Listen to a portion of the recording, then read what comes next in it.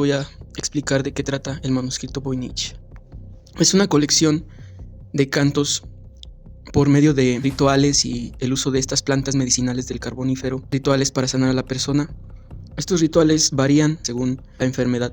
Efectivamente es una pieza perdida en el tiempo, perteneciente a personas que no son de la era en el que se creó el libro, porque el libro data de 1400. En ese tiempo, las personas que realizaron ese viaje a través del tiempo no son de esa época, tampoco son de esta época, algunos sí, otros no, otros son de épocas que todavía aún no llega, que aún no pasa, que aún no ocurre. Son personas del futuro, de una época que apenas va a suceder, de esta también y también del Renacimiento. Personajes que son más antiguos que los del Renacimiento. Esto sucede a que debido al conocimiento, al tipo de conocimiento que tenía cada persona en ese tiempo, era de suma importancia recopilar los datos, recopilar información y reclutar a estas personas. Entonces voy a explicarles sección por sección las páginas que tiene este libro, les voy a explicar de qué tratan. La primera sección que tiene el libro, vamos a ver plantas, vamos a ver escritos. Ahorita también les voy a explicar el idioma en el que está escrito. Vemos las plantas. Todas las plantas que estamos viendo pertenecen a la era del Carbonífero. No hayamos parecido a ninguna planta de las que ahorita conocemos, no existen, pero existieron hace más de 200 millones de años. Cada una de estas plantas tiene una función muy específica para combatir algún tipo de enfermedad, un padecimiento, e inclusive hasta recuperar el tejido muscular, sanar los huesos, curar el cáncer. Todo esto es con ayuda de mantras, rituales, del ocultismo, esotéricas. Todo esto en función con estas propiedades de estas plantas sirven para sanar enfermedades. También está la sección de astronomía. Es una pequeña sección donde aparecen imágenes con constelaciones.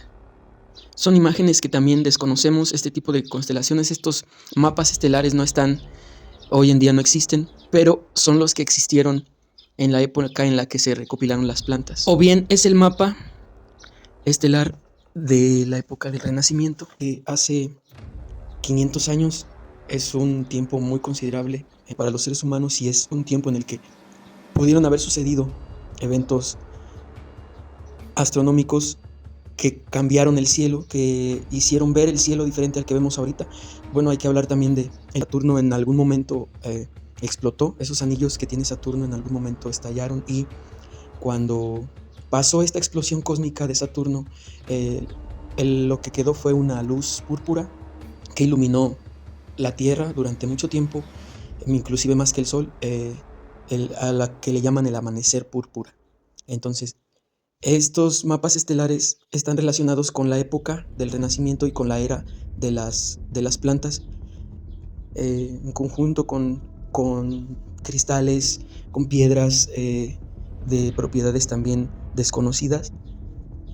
Llevaban a cabo enfocándose principalmente en las estrellas. Es justo aquí donde termina la sección astronómica y empezamos con esta sección nos explican quiénes fueron personajes o seres a los que se les practicaron estos rituales. Las mujeres desnudas son monjas del Renacimiento, un conocimiento de prácticas de magia. Eran permitidas en aquel entonces, no eran prohibidas por la iglesia. Era posible realizar estos cantos, estas prácticas de magia por estas mujeres, por monjas del Renacimiento. Más tarde el Vaticano se encargaron de resguardar esta información en las bibliotecas que tienen ocultas, que no hay acceso a cualquier persona. No es cualquier persona la que está capacitada para entrar ahí. Y bueno, vamos a analizar la primera imagen, donde aparecen estas dos figuras en el centro. Alrededor la están rodeando estas mujeres que están sobre, parece ser como un contenedor. Entonces están representando la era de Acuario. Este es un personaje que pertenece a la era de Acuario, pero está representado de esta manera, con estos dos peces. Enseguida está esta imagen. Las siguientes imágenes representan distintos personajes de la era de Capricornio. Son personas pertenecientes a esa época a las que se les tuvo que hacer este tratamiento para sanarles la enfermedad o el padecimiento que tenían.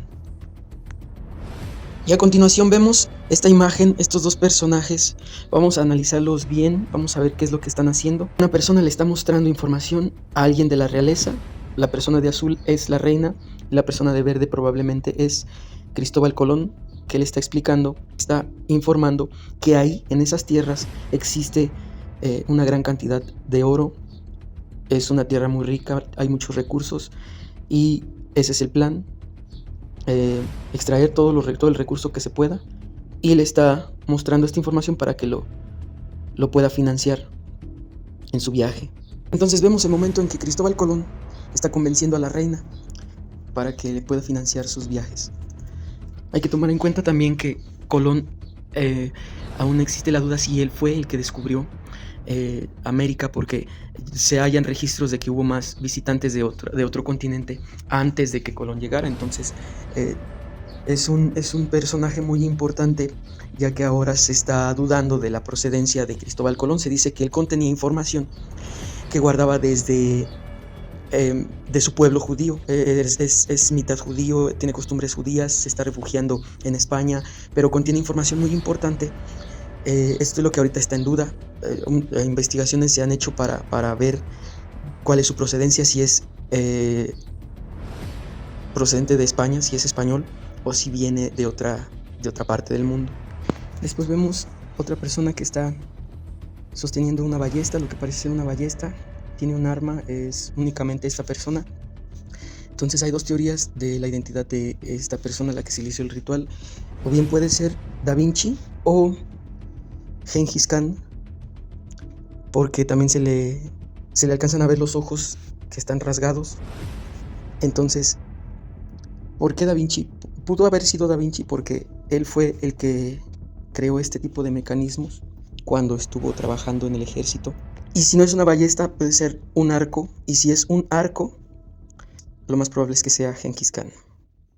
Y bueno, hay que hablar también de que no se encontraron los restos de estas personas. De hecho, de Gengis Khan no han encontrado ni su tumba. El siguiente personaje es inconfundiblemente el mago Merlín.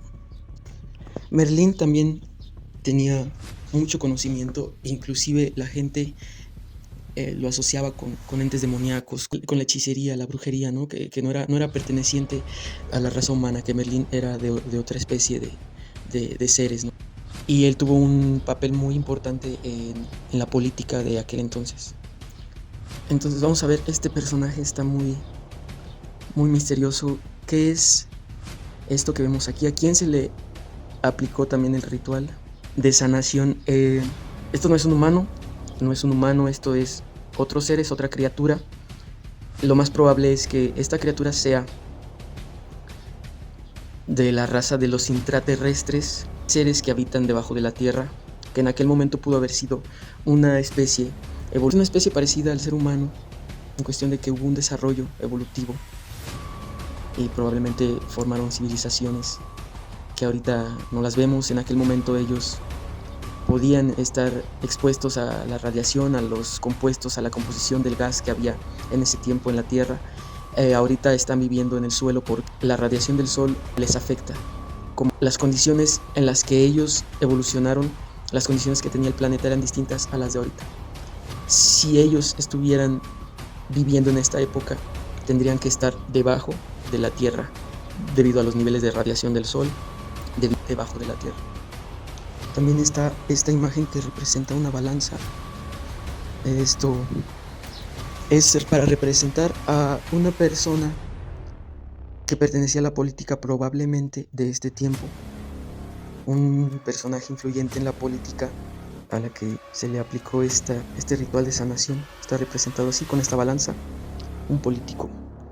Una persona con mucho dinero, con mucho prestigio, que tuvo la posibilidad de acceder a este tipo de viajes temporales. Y a continuación está esta sección también muy interesante, y es precisamente, nos habla de los lugares en donde habitan las personas que realizaron este salto en el tiempo.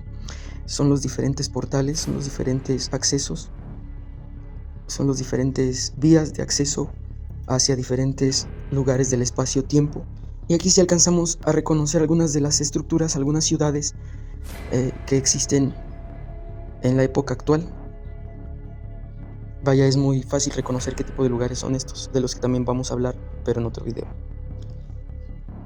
Esta otra sección también contiene plantas, vemos que están más pronunciadas sus raíces y es distinta la estructura, ya son más plantas, ya no es únicamente un ejemplar, son muchas más que están en las páginas. Entonces, estas son plantas igual de hace más de 200 millones de años, las cuales tenían movimiento. Estas plantas podían moverse, inclusive algunas hasta devoraban a otras plantas o a otros organismos, como ahorita podemos observar las plantas carnívoras que comen insectos que aún existen. En aquel tiempo la biodiversidad era tan extensa y en todo su apogeo que se dieron las condiciones para que estos organismos tuvieran movimiento, pudieran moverse, inclusive hacer ruidos. Estamos hablando de una época de la Tierra bastante distinta, en la que pudieron haberse dado estas condiciones para estas plantas medicinales. Al final, una de las últimas secciones del libro contiene estas páginas. Son escritos en toda la hoja, no hay imágenes, casi no hay imágenes, pero sí hay algunas, sí podemos ver algunas imágenes, pero la mayor parte de la hoja, de las páginas de este libro son escritos, es escrito y escrito. ¿En qué lenguaje está escrito el manuscrito Voynich? ¿En qué lenguaje se escribió? Bueno, hay que observar bien primero estas páginas, porque es esta la bitácora de los saltos, de los distintos saltos que se dieron, porque únicamente no fue un viaje, o sea, tuvieron que haberse hecho múltiples saltos en el tiempo para que esta tarea se pudiera realizar. Entonces, en estas páginas vemos los distintos saltos, cada estrella que está ahí te explica a dónde, en qué tiempo se realizó este viaje. Cada estrella es un viaje. Entonces, enseguida de cada punto viene una inscripción y es ahí donde te explica por qué llegó hasta esta fecha de 1467, 1488. Te explican en esta última sección cómo es que el libro llegó hasta esta época. Y te explican, los autores te están explicando que tuvieron que realizar viajes improvisados para poder construir un artefacto que les permitiera regresar a su tiempo, pero los recursos que tenían se les agotaron y únicamente llegaron a la era del Renacimiento. Ahí estas personas se perdieron en los confines de la historia, quedaron varados en esta época de donde encontramos el libro. Es así como llegó este libro hasta 1400. Por múltiples viajes, algo no salió bien, pero cumplieron sus propósitos. El libro cumplió su propósito, algo no salió bien en el viaje, que tuvieron que hacer diferentes saltos para poder completar su tarea, pero los hizo que llegaran a la época del Renacimiento. Los que provenían del futuro se quedaron en el pasado y los que venían del pasado se quedaron en ese futuro. Ya no pudieron regresar a su tiempo, ya no pudieron regresar a su era. Inclusive los que eran del pasado quedaron varados en esa época del tiempo, personajes que provenían de un pasado más distante que el Renacimiento, y los que provenían del futuro se quedaron varados también ahí en el Renacimiento. Pero ¿por qué en el Renacimiento? ¿Qué tiene de especial esta era de la historia de la humanidad? Tenían que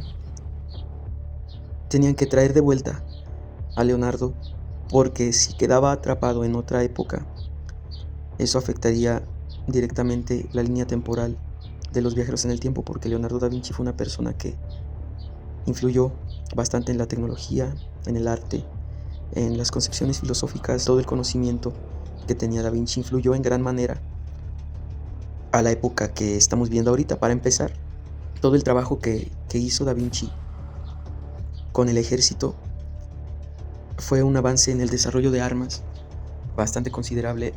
Si este personaje se quedaba en otra época que no pertenecía, eso afectaría directamente a su línea temporal, a su dimensión de estos viajeros en el tiempo. Esto es lo que explica el manuscrito Voynich. Ahora, ¿en qué idioma está escrito este libro? Bueno, hubo múltiples saltos. Ya te expliqué la sección que te habla de los saltos que hicieron estas personas, del futuro, de este tiempo, del Renacimiento, de más atrás que el Renacimiento, hasta el Carbonífero. Entonces, del Carbonífero hasta estos últimos 2000 años no fue un salto de esa magnitud, o sea, fueron de época en época. Tuvieron que pasar por una época en específico para llegar hacia el Carbonífero y no agotar los recursos que tenían, para la energía que tenían, los recursos que tenían, los medios que tenían para hacer estos saltos. Tuvieron que planificar el viaje, tuvieron que hacer un plan de los distintos lugares en el espacio y en el tiempo en donde ellos tuvieron que hacerse presentes, ¿no? Entonces, para llegar al Carbonífero tuvieron que haber pasado por una época en donde la humanidad empezó su historia, y resulta ser que uno de los libros que nos hablan de la antigüedad, de la historia de los seres humanos, es la Biblia, el canon bíblico cristiano que conocemos hoy en día. Esto es uno de los textos más antiguos que nos hablan de la historia de la humanidad. Y precisamente en la Biblia hay un pasaje que trata de la Torre de Babel. La Torre de Babel fue una estructura que construyeron las personas de aquel entonces, donde había mucha confusión. Había un disturbio por el lenguaje, por la lengua que hablaban las personas, en donde surgieron distintos idiomas que antes eran uno solo.